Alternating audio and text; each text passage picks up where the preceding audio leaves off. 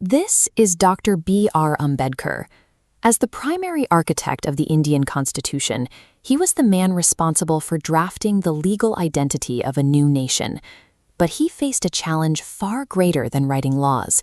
He had to unite a society fractured by thousands of years of internal division. Much of that division was fueled by the caste system and the practice of untouchability. For centuries, millions were relegated to the periphery of social life, denied the basic dignity and rights afforded to their fellow citizens. Looking at the crowded floor of this legislative assembly, Ambedkar recognized a painful truth. A constitution can mandate equality, but no law can force one person to treat another as a brother. He concluded that the untouchables required more than legal protection. They needed a new moral and spiritual identity, a faith that recognized their inherent worth. To find it, he began a massive audit of the world's major religions, searching for a framework that could achieve what the law alone could not. Ambedkar treated religions as social blueprints. He scrutinized each tradition's capacity to organize a just community and protect individual dignity. This search led him to a deep investigation of the Bible and the life of Jesus Christ. The teachings of Jesus provided a blueprint for the type of radical compassion and justice he believed his people required. The moral focus on the oppressed suggested that this framework could address the specific social wounds of the caste system. Ambedkar had spent decades searching for a path to equality. Why then did a man who so deeply respected the teachings of Christ ultimately decided that Christianity was not the path for his people? Ambedkar was particularly drawn to the core Christian doctrine that every human being possesses equal worth before God.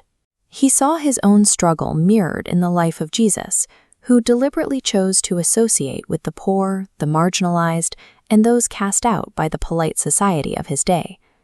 This diagram illustrates Ambedkar's triad: liberty, equality, and fraternity.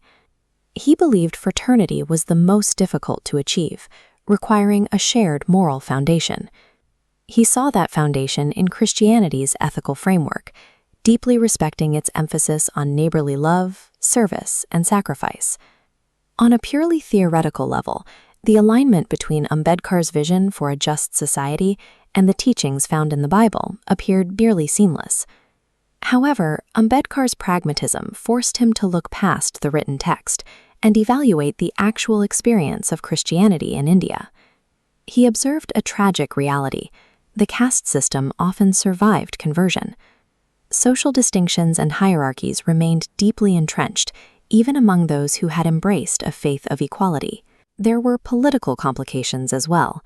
In the context of a colonized India, Christianity was often perceived as a foreign religion, inextricably linked to the Western powers currently ruling the country. Ambedkar concluded that he could not lead his people into a faith tied to foreign rule, especially one that struggled to eradicate the very social divisions they were trying to escape. He required a framework where equality was a lived, functional reality, one that didn't evaporate the moment it left the written page. His criteria for a new spiritual constitution were clear. It had to be egalitarian, rational, and natively Indian. After decades of study, he found those qualities in the teachings of Gautama Buddha. Buddhism provided a framework for social equality and moral discipline that was completely independent of the caste hierarchy and free from colonial associations.